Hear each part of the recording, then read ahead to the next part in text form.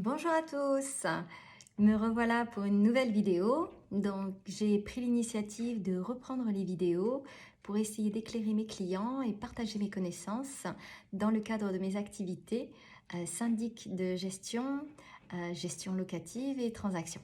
Donc je suis passionnée par mon métier, donc je vais essayer de partager au mieux mes connaissances pour être plus claire et plus transparente vis-à-vis de mes clients et puis vis-à-vis éventuellement des internautes qui seraient intéressés pour en apprendre un petit peu plus sur le métier.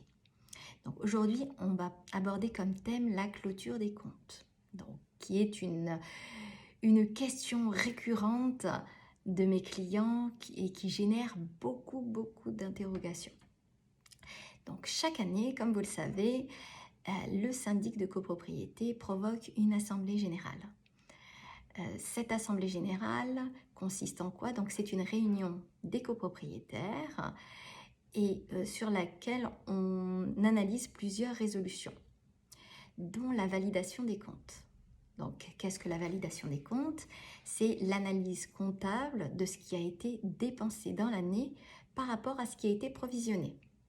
Chaque année, vous votez un budget prévisionnel qui est appelé donc en appel de fonds ou mensuellement ou trimestriellement ou annuellement.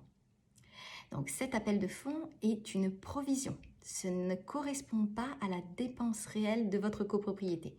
On n'est pas devin, on ne peut pas deviner exactement ce que la copropriété va dépenser. Par contre, on peut essayer de faire une analyse et s'en approcher un maximum pour gérer la copropriété au mieux.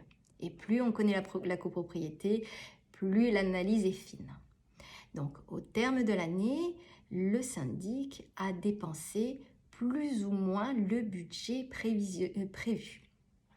Donc, il y a une différence entre le budget voté et le budget prévu. Donc, ça veut dire entre le budget validé et le budget réellement dépensé.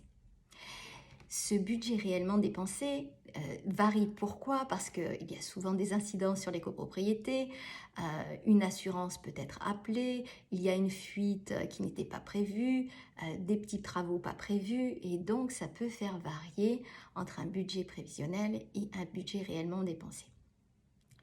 Ce budget donc est analysé ligne par les copropriétaires et on regarde si ça correspond bien aux sommes réellement dépensées.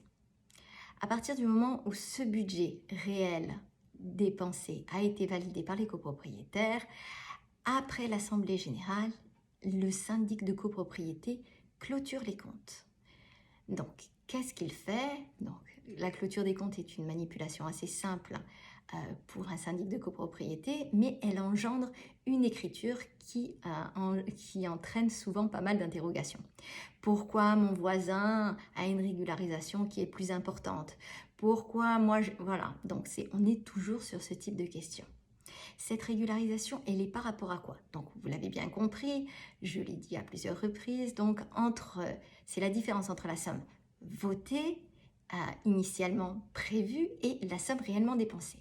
Mais pour chaque copropriétaire, il y a une différence par rapport aux tantièmes généraux, aux tantièmes particuliers et par rapport à la date d'acquisition s'il y a une acquisition en cours d'année. Pour comparer de manière cohérente la régularisation des comptes, il faut que vous preniez un propriétaire qui ait les mêmes tantièmes généraux et les mêmes tantièmes particuliers que vous. Les tantièmes, c'est pas parce que vous êtes sur un même palier avec une surface équivalente que vous allez forcément avoir les mêmes tantièmes.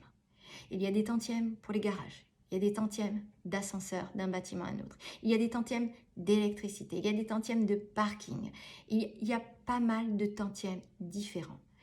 À moins que vous ayez exactement les mêmes tantièmes, vous n'aurez pas la même régularisation. Donc, j'espère que j'ai répondu à mes clients, à mes amis et à tous ceux qui regarderont cette vidéo et que je les ai éclairés sur la façon dont on fait la régularisation des comptes. Donc, cette clôture se fait au terme de l'Assemblée générale. Elle peut se faire dans le courant de l'année.